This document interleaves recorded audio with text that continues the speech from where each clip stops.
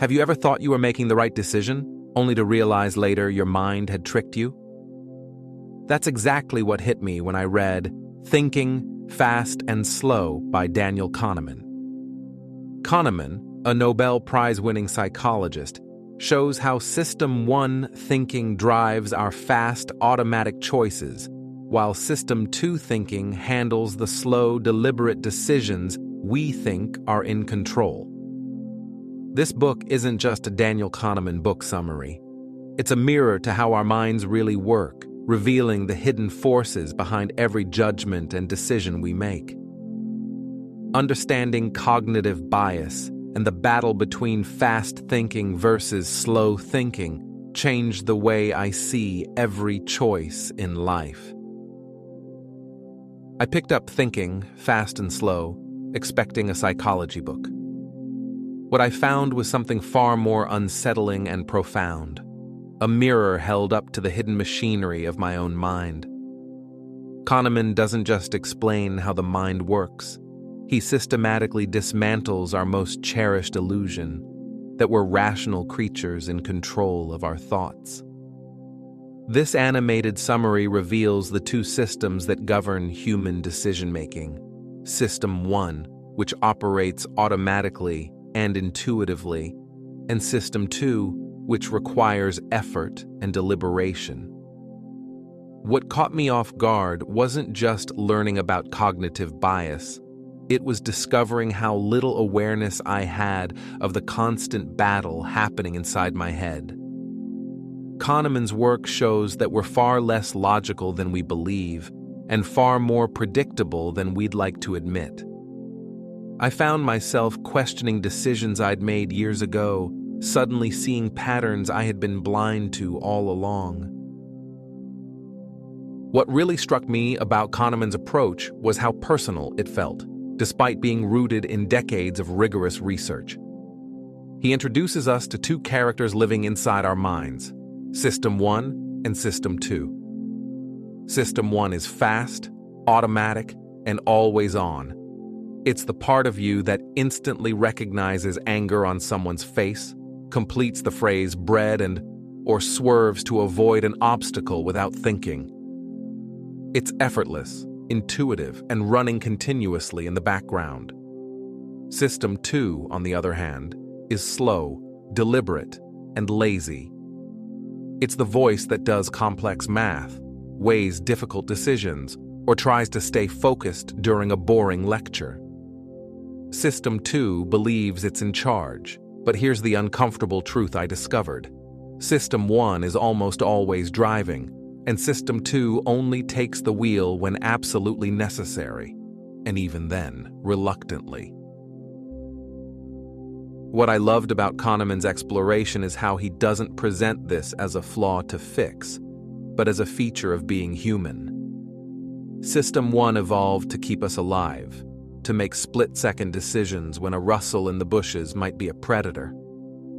The problem is that in our modern world, System 1's shortcuts, what Kahneman calls heuristics, often lead us astray. One insight that personally shifted my perspective was the concept of cognitive ease.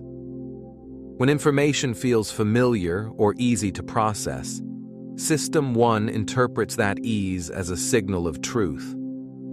I found myself thinking about all the times I'd believed something simply because I'd heard it repeated or trusted a polished presentation over a messier but more accurate one. Kahneman shows how we confuse familiarity with validity, fluency with facts.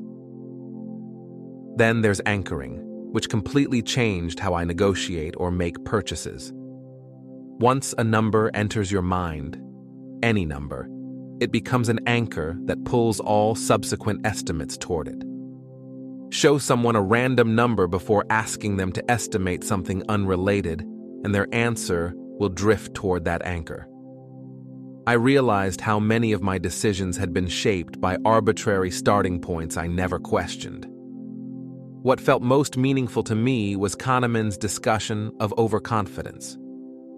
We systematically overestimate our knowledge, underestimate uncertainty, and construct coherent stories from incomplete information. He calls this the illusion of understanding. We take a few facts, weave them into a narrative that feels complete, and then defend that narrative with surprising conviction. I caught myself doing this constantly after reading the book, suddenly aware of how confidently I'd been wrong about things I barely understood.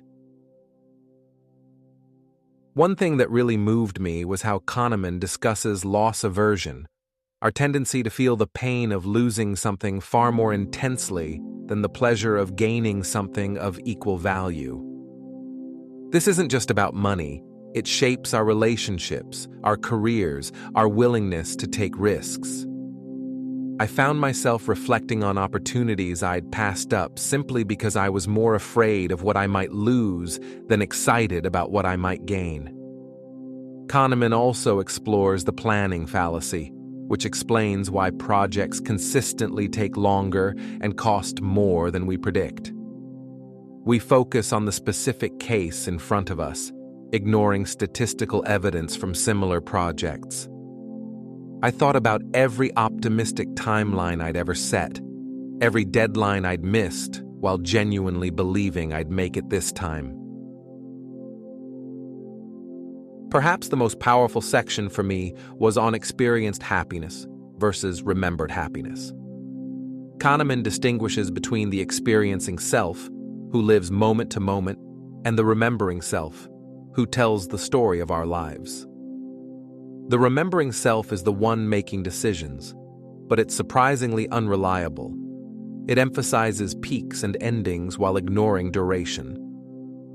A vacation with one terrible final day feels worse in memory than a shorter vacation with a mediocre ending, even if you had more total happy moments in the first one.